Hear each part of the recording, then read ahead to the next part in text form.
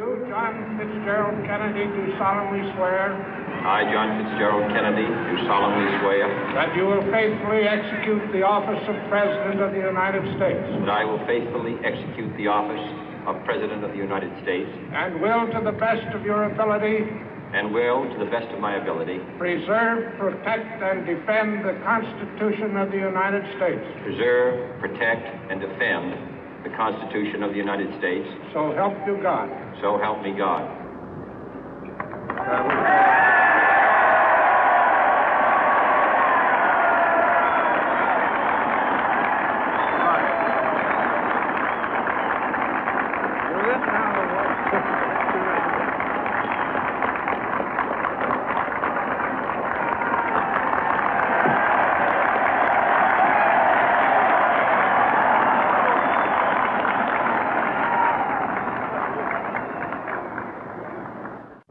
Vice President Johnson, Mr. Speaker, Mr. Chief Justice, President Eisenhower, Vice President Nixon, President Truman, Reverend clergy, fellow citizens.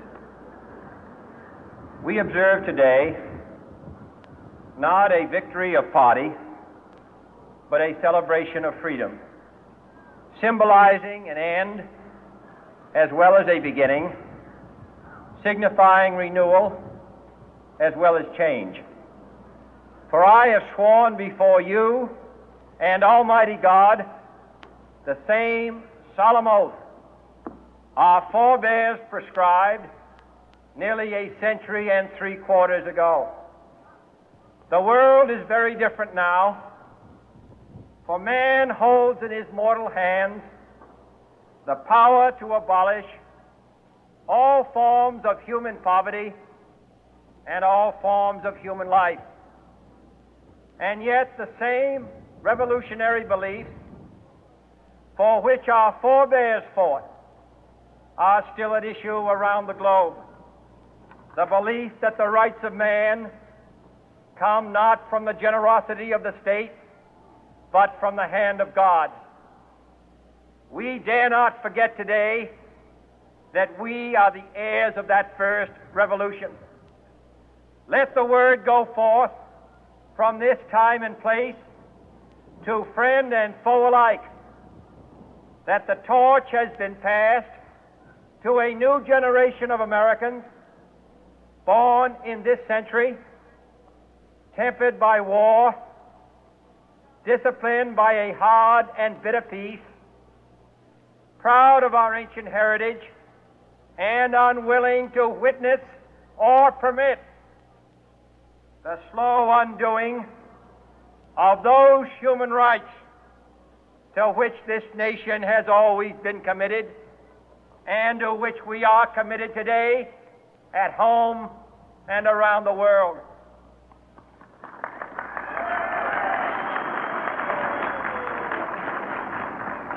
Let every nation know, whether it wishes us well or ill, that we shall pay any price, bear any burden, meet any hardship, support any friend, oppose any foe to assure the survival and the success of liberty.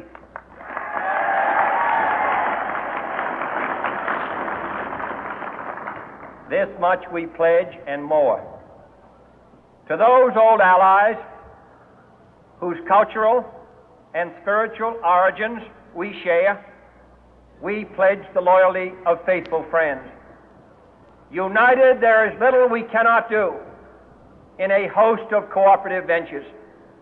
Divided, there is little we can do, for we dare not meet a powerful challenge at odds and split asunder.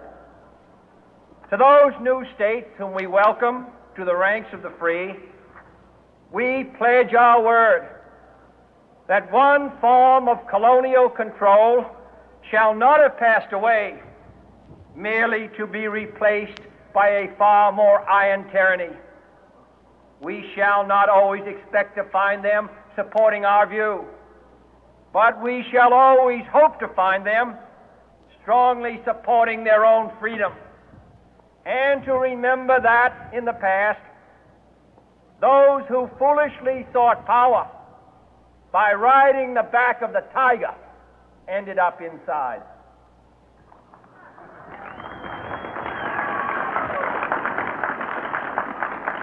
To those people in the huts and villages of half the globe struggling to break the bonds of mass misery, we pledge our best efforts to help them help themselves for whatever period is required, not because the communists may be doing it, not because we seek their votes, but because it is right.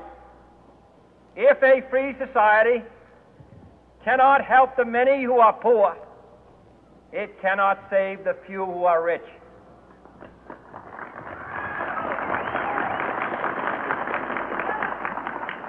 To our sister republics south of our border, we offer a special pledge to convert our good words into good deeds, in a new alliance for progress, to assist free men and free governments in casting off the chains of poverty. But this peaceful revolution of hope cannot become the prey of hostile powers. Let all our neighbors know that we shall join with them to oppose aggression or subversion anywhere in the Americas. And let every other power know that this hemisphere intends to remain the master of its own house.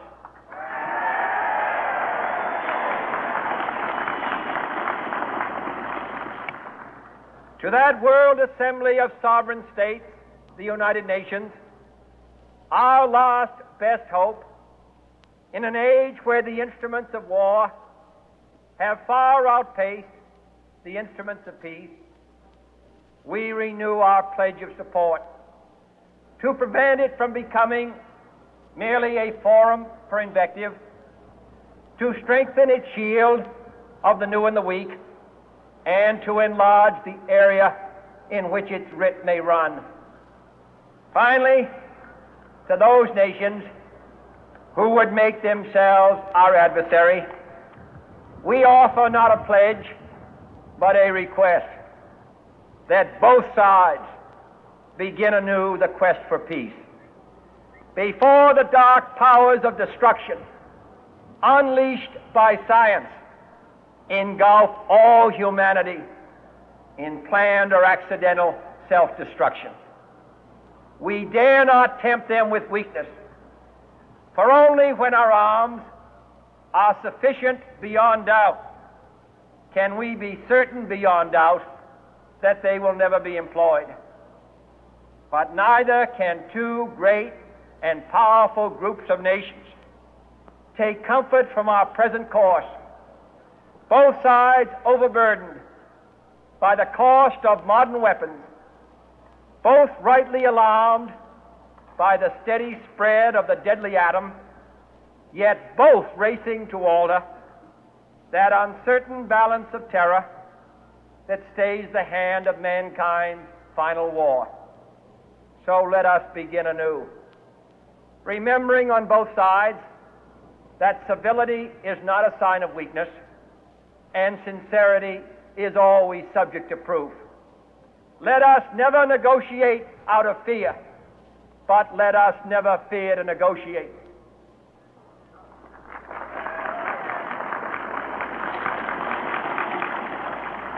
Let both sides explore what problems unite us, instead of belaboring those problems which divide us. Let both sides, for the first time, formulate serious and precise proposals for the inspection and control of arms, and bring the absolute power to destroy other nations under the absolute control of all nations.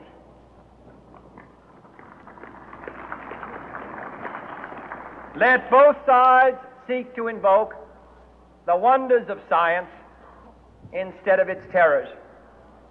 Together, let us explore the stars, conquer the deserts, eradicate disease, tap the ocean depths, and encourage the arts and commerce. Let both sides unite to heed in all corners of the earth the command of Isaiah to undo the heavy burden